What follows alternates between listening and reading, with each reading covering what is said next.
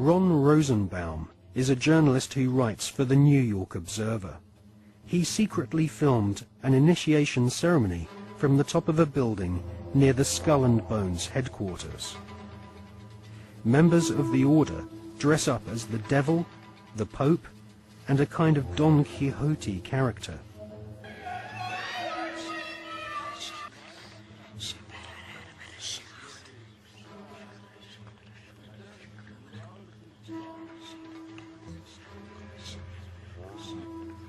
The Pope wears a white monogrammed slipper which rests upon a stone skull.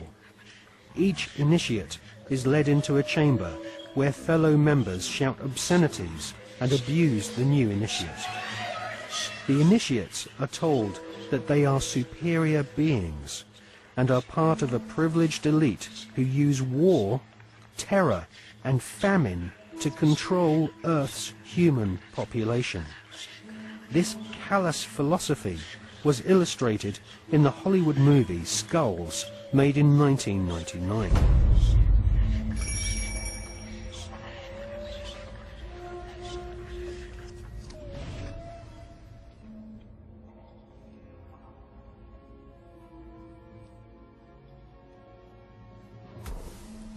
Over the years, there have been several break-ins at the tomb, which is the headquarters of the Skull and Bones at Yale University.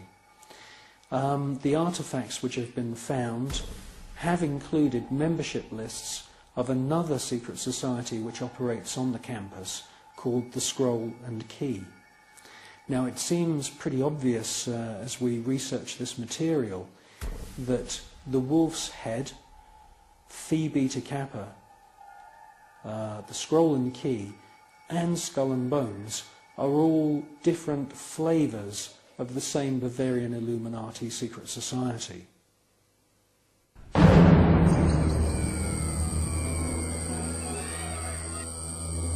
One by one, each new member is thrust to his knees and bows before the devil. A naked woman is ceremoniously assaulted with a dagger. The devil lays each initiate into a coffin, and a ribbon is tied to their genitalia. Everyone is encouraged to divulge their entire sexual life history whilst masturbating. With all their innermost secrets known to the other Bonesmen, the new initiates are threatened with blackmail if they ever reveal the secrets of this Masonic order. At this point, they are dressed in long robes and rechristened with their occult names. The Don Quixote character taps each member on the shoulder with a silver sword and proclaims, "By our order, I dub thee Knight of Eulogia."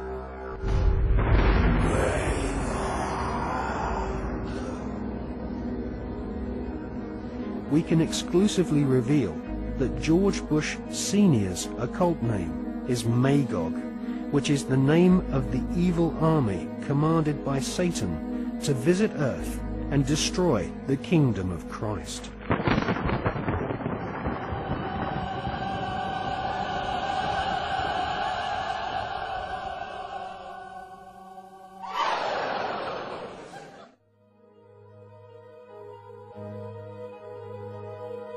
The American Ivy League colleges each have their own branches of the Skull and Bones Brotherhood of Death, indoctrinating the children of America's elite families who go on to become the captains of industry, banking, law, military, and the media.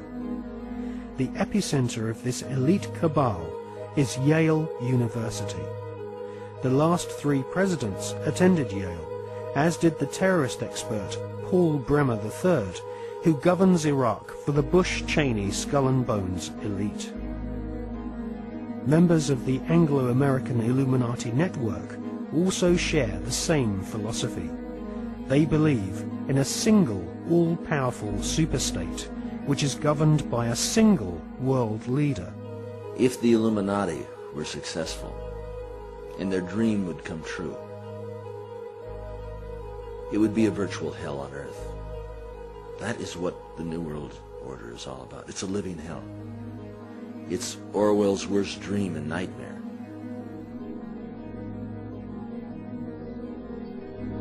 Well, to understand the philosophy of the Skull and Bones Society, you have to understand the philosophy of 18th and 19th century Germany with people such as Hegel. Now, the dialectic system, the dialectical political system, was not devised by Karl Marx. It was actually developed by Hegel, Fichte, and also contributed to by Kant. These German philosophers believed that you could create change in society by conflict. And this could be, for example, political conflict, the conflict between left and right. From this conflict, a new political system would come about, and this would be a synthesis of the two views. Now, that sounds pretty innocent, but in actual fact, the dialectical system is used in military combat as well. And Hegel's plan, which is being actually carried out right now, is to create conflict, to create wars.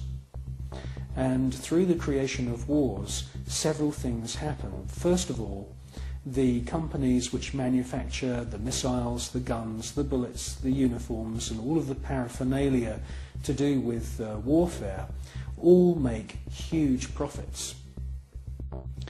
Secondly, there is a culling of the male population. Since the 1950s, we've had several reports from think tanks that feed information into the European Union, the British government, and also the American government, which are recommending depopulation.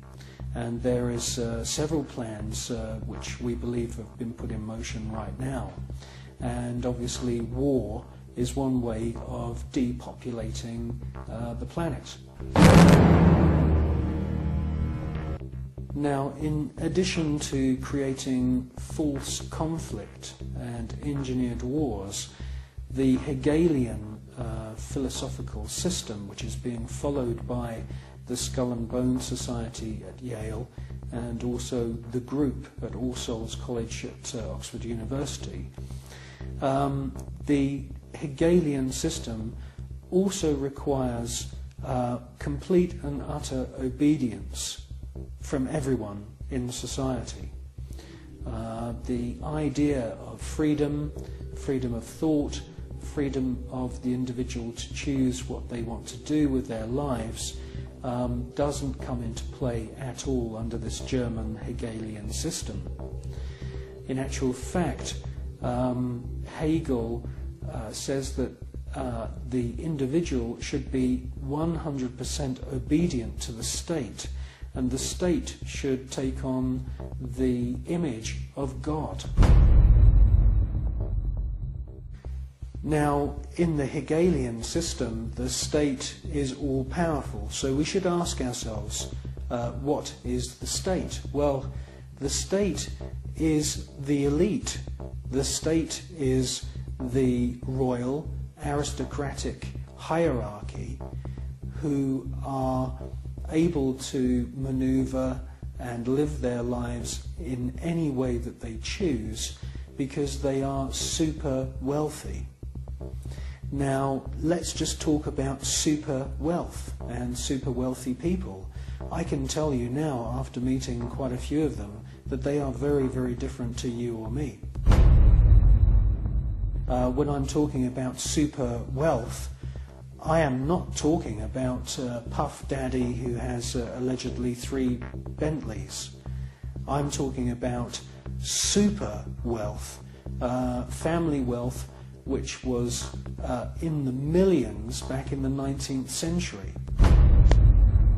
Now, when we look at this hierarchy of aristocrats and royal families around the world, we can see that they are the state.